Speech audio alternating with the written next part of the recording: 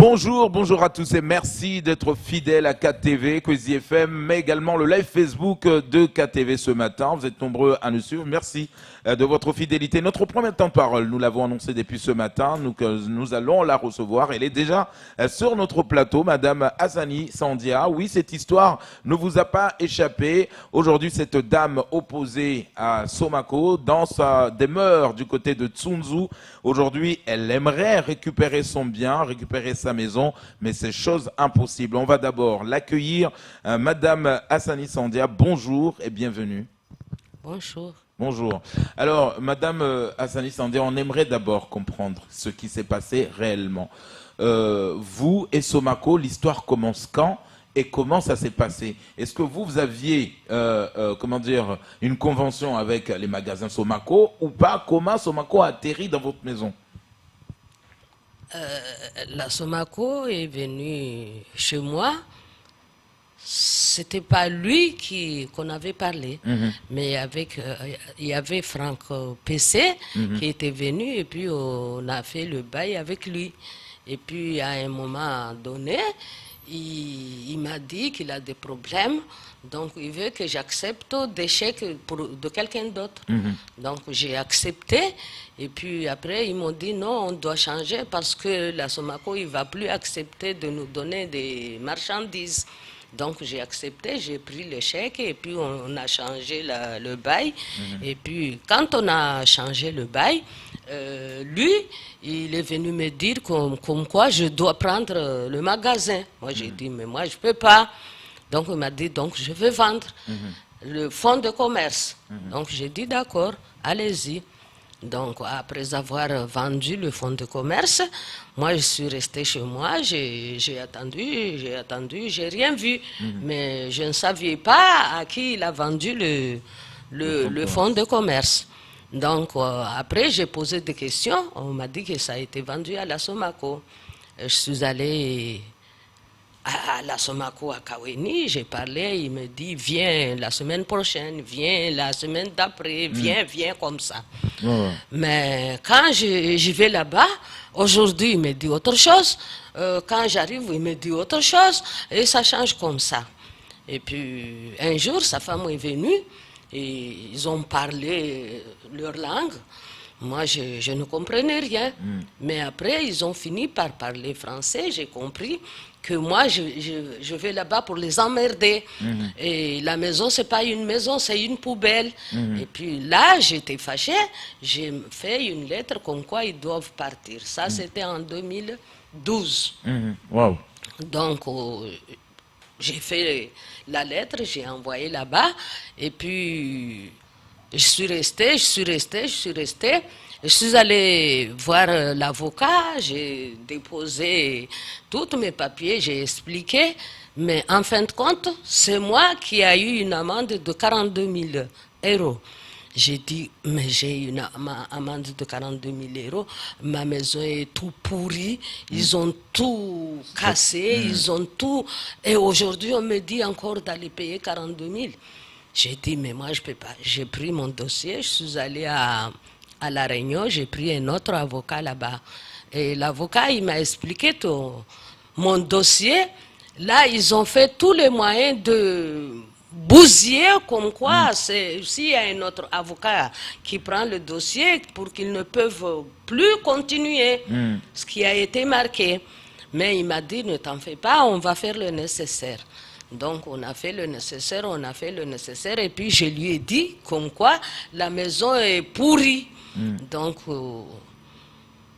il a envoyé un expert, l'expert est venu, il a constaté que c'est vrai parce que eux ils ont mis des tôles, toute la maison à l'intérieur, et ils ont cassé des murs, mais les tôles, sa fille, la fille de Sam, là, il a dit non, c'est pas nous qui a fait ça. Et l'expert lui a dit, s'il y a des murs qui sont partis parce que là où il y avait le mur, il n'y a pas de carreaux. Donc c'est ça ce qui a montré comme quoi il y a eu des choses. Mais à cause des tôles, je ne pense pas qu'il a pris ça en compte. Je ne sais pas. Donc on est parti. L'expert a dit qu'il doit me payer. Donc là, qu'il doit me donner, ça va lui être retourné parce que je devais lui donner les 42 000 euros. Et jusqu'alors, depuis en novembre 2019, il y a eu la conclusion. J'ai déposé chez le huissier, mais en janvier 2020, jusqu'alors, je n'ai pas de nouvelles. J'attends.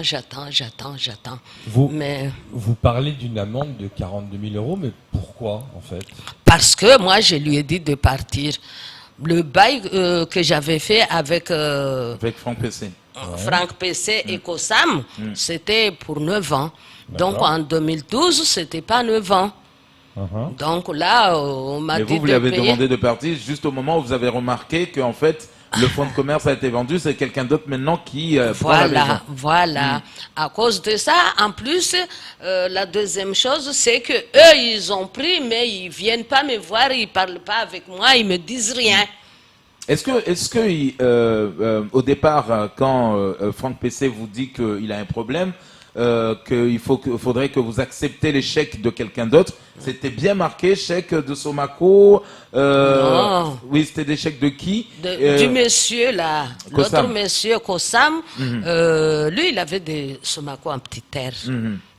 Donc du coup, vous avez accepté ces J'ai chèques-là accepté, sans même vous soucier qu'ils sont en train de préparer quelque chose. Non. Aujourd'hui, Sandia, où est-ce que la situation, elle est où exactement?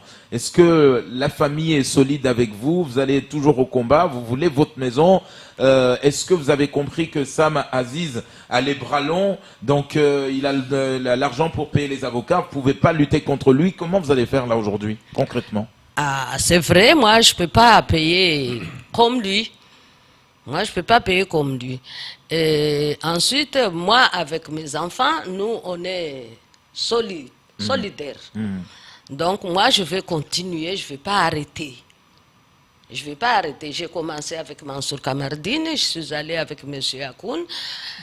Je pense que ça finira là parce que le dossier est chez le huissier. Mais toujours il y a des choses floues à l'intérieur. Parce que l'avocat, il m'a dit que la décision qui a été prise, ça c'était une chose immédiate. Mais depuis en janvier 2020 jusqu'alors, moi je me pose la question, c'est immédiat comment? Mais pourquoi aujourd'hui Sam Aziz insiste à rester dans votre maison? On a cru entendre qu'on dit que Tsunzu aujourd'hui il y a de l'insécurité et lui il continue à rester là. C'est quoi son but aujourd'hui? Est-ce que ça marche bien ce magasin ou il veut la maison? C'est quoi qu'est-ce qu'il vous a expliqué réellement? Peut-être ça marche bien. Mais moi, je me dis, il veut prendre le terrain.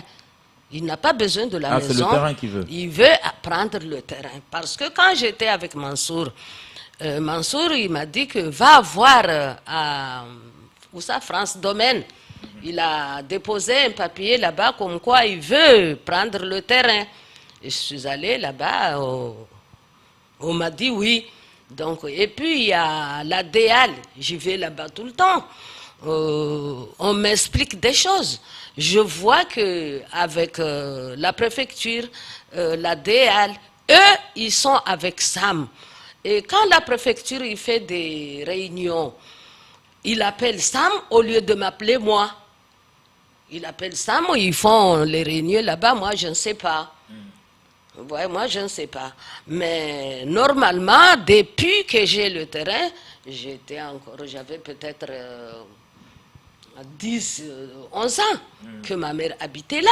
Donc, quand j'ai voulu construire, on a fait toutes les démarches. J'avais un bail de 20 ans et si c'est fini et que la préfecture n'avait pas besoin du terrain, le bail allait continuer. Mais après, ils ont changé avec une AOT que je ne sais pas. Et l'AOT n'était pas bon parce qu'ils ont marqué que le terrain est à Mronabeja. Donc, il y avait plein de choses qui n'étaient pas claires. Donc, là, moi, je ne sais pas. Donc, c'est-à-dire que, si j'ai bien compris, c'est donc sur votre terrain et ils visent le terrain. C'est ça, en fait. Oui, ils visent le terrain, c'est ce qu'ils veulent. Ouais. C'est ce qu'il veut. Il veut prendre le terrain, c'est ce qu'il veut. Donc c'est pas le bâtiment en soi, c'est le terrain. Non, le bâtiment est pourri complètement. Mais qu'est-ce que vous feriez, vous, avec ce bâtiment si demain, le Somaco, c'est OK, vous récupérez le bâtiment, vous allez faire quoi? Mais moi, j'avais déjà un permis depuis, je dirais, il y a 3 ans. J'avais déjà au début, j'avais mon permis, j'ai construit. J'ai demandé un autre permis pour que je puisse, parce que moi, je ne travaille pas. J'ai voulu faire quelque chose. Donc, j'avais demandé mon permis, je l'ai eu. Je suis allée, j'ai commencé à nettoyer toute la poubelle qui était là. Mais lui, il est parti à la police, il a dit que moi, je suis rentrée dans sa boutique pour voler. Donc, j'ai eu une convocation à la maison. Je suis allée à la police. Et heureusement, le monsieur qui m'a vu, il m'a dit, mais toi, maman, tu as été à la Somaco? J'ai dit, oui, j'ai été là-bas. Et tu avais mis où ton pied? J'ai dit, j'étais dans la cour. J'ai nettoyé toutes les poubelles qui étaient là parce que j'ai envie de faire quelque chose pour moi. Donc, le monsieur, il m'a dit, eux, ils ont préparé le dossier comme quoi ils vont m'envoyer au tribunal. Donc, le permis est foutu. J'ai pas pu. J'ai commencé à creuser juste avec 2 poteaux. Après, j'ai pas pu continuer. La police est venue, il m'a dit, oui, toi, tu as fait louer ta maison et puis tu viens emmerder les gens. Donc, c'est ça. Sandia, aujourd'hui, qu'est-ce que vous regrettez? Qu'est-ce que vous reprochez? On sait que la dernière fois, on vous a vu, on a entendu un peu partout cette histoire. On sait que aujourd'hui, Mayotte, on dit qu'on est tous solidaires. Est-ce que vous avez eu tout de suite du soutien des élus qui sont venus vous voir pour vous dire Madame Sandia, on est avec vous, on va pas vous lâcher cette histoire, on va la suivre petit à petit jusqu'à ce que vous retrouviez votre bien? Non. Pas un élu. Pas un élu. J'ai eu des soutiens des Mahorais qui sont à Mayotte, des Mahorais qui sont en France, mais un élu, non. Il y a un élu, je dirais, c'est lui qui veut, Amboudi, qui l'a passé, mais on n'a pas parlé, parce qu'il a passé le jour où Mayotte Première était là-bas. Ouais. Donc moi, j'étais occupée avec, mais on n'a rien parlé avec. Donc, je n'ai pas eu de soutien. Donc ça, de vous le personne. regrettez, ça, parce que je rappelle quand même, Sandia, vous êtes aussi citoyenne, donc vous votez, vous soutenez aussi des candidats, mais personne n'est venu vous voir, vous soutenir. Oui, moi, je vote. Moi, j'étais avec le MDM. Tu étais militante. Ouais. Mais quand j'ai vu que j'ai les problèmes avec la Somaco, et Mansour, il m'avait expliqué que son avocat, c'était Najim. Et on était dans le même MDM. Oui, oui. On allait dans les réunions, il s'assoit là-bas, moi je me mets ici. Donc j'ai arrêté tout. J'ai dit, je ne vais plus. Je reste chez moi et je me bats tout seul.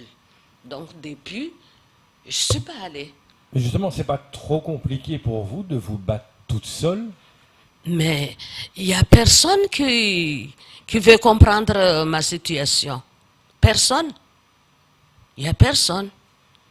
Mais moi, aujourd'hui, quand j'ai appelé Mayotte la Première et qu'on a mis ça à Facebook, j'ai fait ça moi seule. J'ai personne qui Donc me là, soutient. vous pensez qu'en médiatisant tout cela, ça va peut-être vous aider à avoir du monde justement pour vous soutenir? Oui, c'est ça. En plus, les Mahorais, ils vont voir ce qui se passe. Moi, je sais que tout ce qui se passe, au lieu que on fait les choses à ma faveur, on fait le contraire. Donc moi, je vois. Donc je ne sais pas comment faire, je ne sais pas où aller, je ne sais pas. Parce qu'il y a quelqu'un qui m'a dit, un avocat, qui m'a dit que un jour, M. Sam l'avait appelé. Venez, monsieur. Lui, il est allé voir M. Sam. Et puis M. Sam lui a dit, moi je vais te donner de l'argent. Il lui a dit, mais c'est pourquoi? Non, je vais te donner comme ça. Tu vois? Donc, lui, il a dit non, si c'est comme ça, moi, je ne vais pas. Donc, moi, je n'ai pas de l'argent à donner aux avocats ni aux huissiers. Je n'ai pas. Vous voulez faire appliquer la loi. Mais vous y arrivez pas, apparemment. Oui, C'est un vrai problème. oui, c'est ça. Alors aujourd'hui, on le sait que l'histoire est là. Vous avez dit, de toute façon, le dossier, la famille va vous soutenir quoi qu'il arrive jusqu'au bout. Aujourd'hui, ça c'est quoi votre souhait, Sandia? Parce que si ce combat est parti pour durer 5 ans, 10 ans, 20 ans, vous avez des enfants, vous avez des petits-enfants. Aujourd'hui, ça serait quoi votre souhait avant comment dire, de donner votre dernier souffle, de voir que c'est votre maison, votre bien vous est revenu. C'est quoi votre souhait aujourd'hui? Moi, mon souhait, c'est que je veux que les élus, les Mahorais, sachent ce qui se passe. Qui prennent votre Voilà. votre histoire comme exemple Voilà. pour que ça ne se reproduise Voilà, c'est ce que je veux. Parce qu'il n'y a pas que moi. Il n'y a pas que moi. Il y a plein de gens. Il y a certains qu'on est, même de la famille, qui ont les mêmes problèmes avec moi. J'ai une famille à moi qui avait fait un contrat comme ça. Et le bail est fini depuis en 2017. Et le monsieur, il reste là. Ils ont trouvé un autre bâtiment à Kaweni pour aller travailler, mais ils ne veulent pas quitter cette maison. Ça, c'est ma famille à moi aussi. Même à Bandélé, c'est ma famille à moi parce que mon père est originaire de là-bas. Donc, moi, je vois qu'on est plusieurs. On est plusieurs à avoir des problèmes comme ça. Mais moi, je me dis, je me suis battue seule pendant plusieurs années. Là, maintenant, je veux que tous les Mahorais voient ce qui se passe. Donc là, vous lancez un appel au soutien. Voilà. Tous les Mahorais voient ce qui se passe parce que c'est pas normal. Moi, le terrain, j'avais demandé ça depuis les années 90. Et on me disait, on ne peut pas vendre, on ne peut pas faire ça, on ne peut pas. Et j'y vais, je reviens, j'y vais. Tu vois? Donc, c'est ça. J'aimerais que les Mahorais sachent, j'aimerais que les Mahorais voient ce qui se passe et qu'on change un peu les lois qui ne servent à rien à Mayotte. Il y a des lois qui ne servent pas à Mayotte parce que le terrain domanial, nous, on les a habités depuis des années et des années. Pourquoi aujourd'hui, on me dit, je n'ai pas acheté? J'avais demandé d'acheter. Ce sont eux qui ont refusé. En me disant que ça, c'est un terrain, comment dire, le terrain inondable là. On ne peut pas te vendre ça. J'ai demandé une deuxième fois. Ils ont refusé. Maintenant, on ne donne pas le terrain pour habiter. J'ai demandé une troisième fois pour aller travailler. C'était au moment où j'ai fait le permis. Ils m'ont dit, tu attends et puis on verra. Jusqu'alors, je n'ai pas eu de réponse. Léo, pour la dernière question. Oui, justement, maintenant, juste pour rappeler, au niveau juridique, purement juridique, on en est où? Là, mon dossier est chez le huissier depuis le 17 janvier. Donc, j'attends que le huissier vienne ouvrir. Puisqu'ils ont dit que l'amende là, c'est l'argent que l'expert lui a dit de me payer, c'est ça ce qui va payer l'amende. Et donc, pourquoi l'huissier n'a rien fait depuis janvier? Ah, ça, je ne sais pas. Ça, je ne sais pas. Mais Ouais. jusqu'alors, j'attends. J'ai téléphoné encore à mon avocat. Il m'a dit que non, il n'est pas à Mayotte. Donc, moi, je dis, moi, je reste au dehors. Je suis fatiguée. Je suis malade. Je ne peux pas rester au dehors à côté des poussières, des voitures, un endroit où on ne peut pas habiter parce que c'est comme les latrines maorées là. Les petits nyengwe là. Il y en a plein dedans. Ouais. Tu vois, j'ai nettoyé, et l'avocat, il m'a dit qu'on va prendre un autre huissier. Donc là, vous... On a fait on a fait une lettre pour prendre un autre Un autre huissier huissier. pour procéder plus vite. Donc pour l'instant, vous demandez l'aide aux Mahorais, vous voulez montrer ce qui se passe, et vous attendez qu'un autre huissier peut-être prenne le relais pour que ça soit plus efficace. On en est là pour l'instant. Oui, on va dire comme ça. L'autre, il était parti en confinement. Oui, mais quand j'ai fait la lettre pour le huissier, le nouveau là, l'ancien, il est réapparu en disant que lui, il va garder le dossier. Ouais. Donc, je ne sais pas quel huissier travaille. Ça, je ne sais Et en pas. tout cas, ce qui est sûr et certain, pour finir, Sandia, vous et Sam Aziz, il n'y a plus de communication, vous ne parlez plus. Depuis qu'il est là, on n'a pas de communication. Depuis en 2012, il ne communique pas, il ne parle pas avec moi. Sauf s'il envoie la police. Ouais. Donc là, je suis prisonnier chez moi. Tu vois. Voilà cette histoire, en tout cas, très touchante. Je ne sais pas, vous qui êtes nombreux à nous suivre et à encourager cette dame. Merci, Sandia, d'être venue nous éclairer un peu cette histoire très touchante. Merci beaucoup d'avoir fait, d'avoir pris votre courage à deux mains pour venir nous voir sur ce plateau de Cauzy. Ça sera tout pour ce premier temps de parole.